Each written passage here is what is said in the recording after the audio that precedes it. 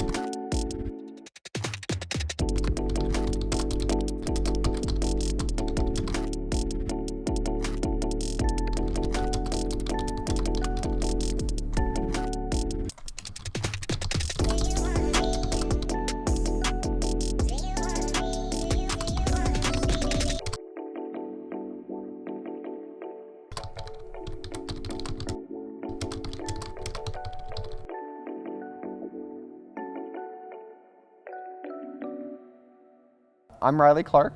And I'm Robin Clark.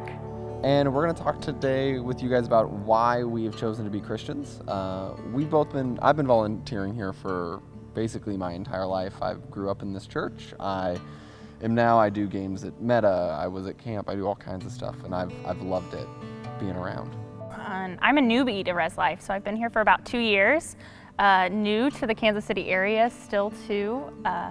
I did not grow up here. I grew up in a small town USA in southeast Colorado. And kind of talking about this, we learned how we have some differences on how we grew up and our journeys and our stories. So it's been fun to kind of piece it together and see how our differences are, but kind of why the reason we chose to follow Christ and why we're Christians today. So growing up, I came from a family that was very much a twice-a-year family. So we were Easter and Christmas, and occasionally, if we didn't have baseball or football or whatever event I had going on, then we would make it out to church that weekend. And so growing up, when I went to confirmation, I found my way to being required to go to an event every week. And I couldn't do Wednesday night Rezlife because I had baseball. And I definitely had like made that a priority in my life because I was going to be the greatest baseball player of all time, despite growing up to be 5'9" and having very little muscle on me. So instead of going to the Wednesday night Rezlife, I chose to go to Time with Taylor on Thursdays at Winstead's. I know Todd does that now, but I showed up every Thursday. It was me, my buddy Jake, and my buddy Luke, all hanging out every week. And it was from that point on until I graduated middle school that I almost never missed a week because it became such a priority. And through that, I found friends at Rezlife. I found kind of my home here in what ended up becoming the center point of kind of my high school career and moving on through there. Yeah, so I grew up with two amazingly Jesus-fearing, God-loving mom and dad that just amazing. So I went to church every Sunday. I did vacation Bible school, all the stuff. And when my parents really started encouraging me to develop a faith of my own and, middle school and high school, I really started struggling with the fact that I was just that kind of like typical Christian. And I'd go to conferences or camps where they had these amazing interviews with, recovering drug addicts or people from broken homes that had these amazing salvation stories. And I was like, I'm just that kind of lame Christian, the person that was like raised in the church. And I always really struggled with the verse that was like, Jesus talks about the shepherd who leaves the 99 for that one. And I was like, well, I'm the 99. Like, I'm just another one of those people. And I had to discover for myself that it's not just a matter of, these big life-changing moments, but just as much as God sought out those people, he sought me out too. And another big thing that I really discovered as I was growing in my faith was that Christ still chose me and that he has been with me, and I've gotten to live a life without never having him. So he's always been in my life at some level, and what an amazing gift that's been to be able to grow and kind of have to look past that, goody-goody Christian kind of view of just textbook and discover who I am as in my faith and grow. And that was something that I had to challenge because as I was in high school and middle school, I always felt like I had to look for a better option. So sometimes with my friends, I didn't like drink or party or anything like that. And so I'd get excluded from that kind of stuff. And I was really frustrated because, you text someone and say, hey, let's hang out. And then the day of, they said, oh, well, no, I have something else going on. Again, the better option. And it just frustrated me. And so I myself even started looking at it. So that was through friends or activities like sports, things like that. And eventually guys, things that really were the better option to Christ. And ultimately, I'd have to make choices where it was choosing my morals and my values and my relationship with Christ over choosing that, whatever that friend, or being liked, being a part of the group, getting to hang out with those people.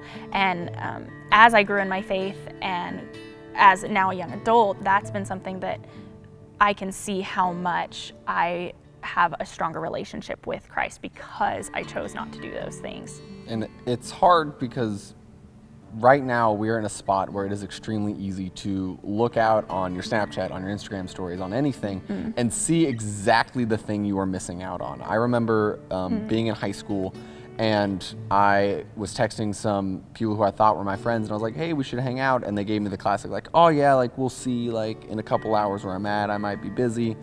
And that night I was like, texting, I was like, hey guys, like, are we hanging out? Are we hanging out? Are we hanging out? And never got any response. And eventually jumping on Snapchat and looking and seeing that, oh, they were hanging out with like 13 other people who I wasn't cool enough. I wasn't good enough to hang out in that group. And part of me just like deep down, like wanted to be there, even though I knew that that group wasn't sustaining me. They weren't encouraging me in my faith. They weren't a group that was hanging out on Wednesday nights and being a part of my life in that way. And so it's especially hard because we value quality time with people, a lot of times, even if that time isn't Christ time, it's just time spent. So going to parties, going and hanging out, it might not fulfill you spiritually, but it fulfills that hole of needing to hang out with people. So with Youth Front and getting to do that as a college student, what was that like, getting those types of friendships, or maybe different from what you just talked about? It was strange because I never had a group of friends in that way where it was just a community of like 45, 50 people my age who were all committed, and we were all friends without that idea of cliques, basically. So even in high school, like, no matter where you're at, there's going to be cliques, but at Youth Front, we were all one cohesive family. It was amazing. And I remember my first summer, you were either 3 or 4 years in, you were this like solid group of friends who'd been there forever, or you were brand new, and they did such an amazing job of pulling in all of us newbies instead of excluding us and saying like, oh no, like, you're new, we've been here for a long time, like you can kind of figure it out on your own. And I remember sitting on the blob, we were doing a staff blob party, and my buddy Dylan Abersold, like, he was his third summer, and he just like grabs me and he's like, I love you, man, and like grabbed me and threw me off of the blob with him. And I remember like falling into the water, and in that moment being like, oh, like, this is my family now. Like, I really, really love these people and who they are. So it was like a super dumb moment that happens every day. But in that moment, I realized, like, this is a family that I want to continue to spend time with. And that's why I worked there for 3 years and tried to continue to invite people in and find a group like that. So have you found any groups like that in your life that you've really connected to? And Yeah, I have loved getting to hear talking about what you've done and like the conversations. And so it's so cool getting to see those faces now, because like I wasn't part of that whole story, that chapter, but people that really influenced your life. And you've talked about like sitting out on the docks and having these long conversations with so many different people, and then I get to meet them now, and I'm like, it is so cool to meet people that grew you and made you who you are, and the friendships that you've developed from that. And so the same thing for me, getting to move around. I grew up in Oklahoma and then Colorado and then back in lovely Kansas, and really learning how to spend time with people, and like Riley said, quality time. Gosh, it makes such a difference, to where I had friends that I spent 2 weeks, on a long kind of camp-like thing, that are still good friends of mine just in 2 weeks. And then, but yet people I knew for years that just didn't, I haven't talked to them in forever because they just weren't that quality. And oftentimes those were the ones that really kind of left me for the better option, which was super frustrating in middle school and high school. But now I get to have these lifelong friendships. And then as I've moved and traveled different places, I still have those connections back home. And I have some great friends that, I haven't probably talked to them in a year or two. But when I get to, they immediately jump right back in. It's like we didn't even miss time, which is awesome. And that's really that quality of friends that I have loved getting to develop and grow, and where they've chosen me. Like, that's what has made such a difference to me, is like they've chosen me as a person, and really grown in our relationships. And the only way we got to have those experiences was by choosing to take time out of our lives that could have been spent, sitting around the house, hanging out with friends, or playing video games, or playing a sport, or doing other things, and taking that time out and choosing what we can definitely now see in hindsight was the better option of spending our time in those Christ communities. And they grew us as people, and they made us who we are. Yeah, for sure. So why are you still a Christian to this day?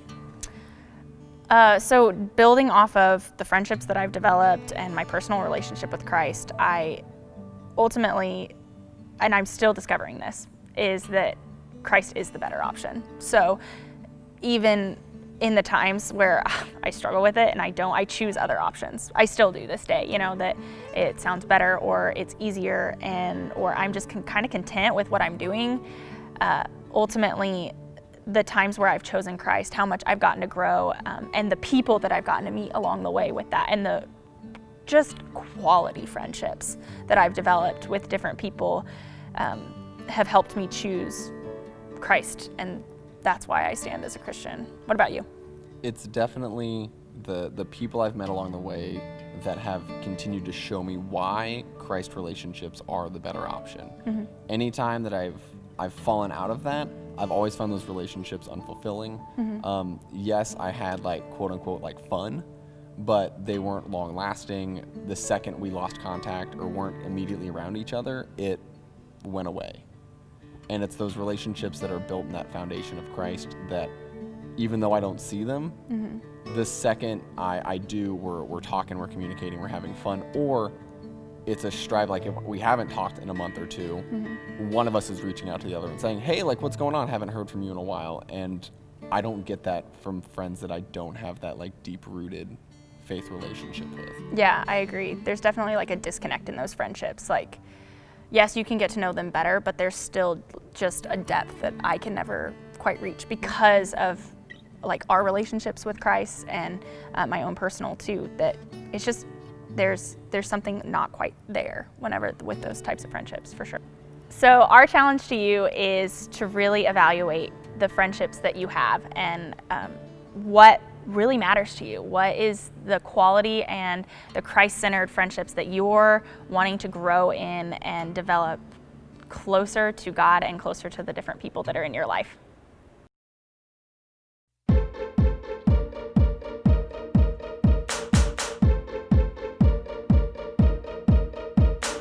Laced up, ready at the starting line.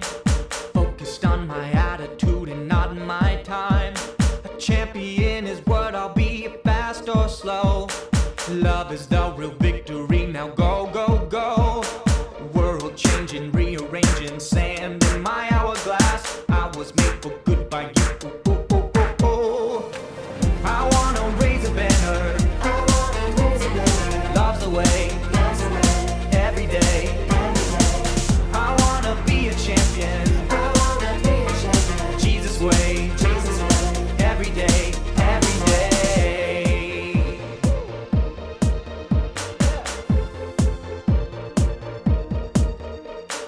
Laced up, ready at the starting line. Focused on my attitude and not my time. A champion is what I'll be, fast or slow. Love is the real victory, now go, go, go. World changing, rearranging, sand in my hourglass. I was made for good by you. Ooh, ooh, ooh, ooh, ooh. I wanna raise a banner. Love's the way. Every day. I wanna be a champion. Jesus way. Every day. Every day. Walk like a champ, talk like a champ, serve like a love, like a born to be a champion. Walk like a champ, talk like a champ, serve like a love, like a born to be a champion. Walk like a champ, talk like a champ, serve like a love, like a born to be a champion. Walk like a champ, talk like a champ, serve like a love, like a born to be a champion.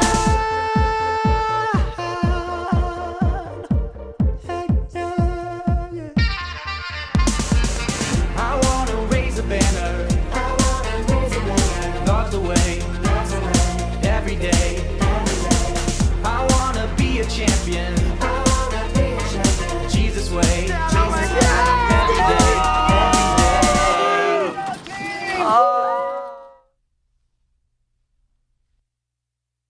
May the Lord bless you, your friends, and your friendships that they can be more Christ-centered and focused as you continue on in your journey.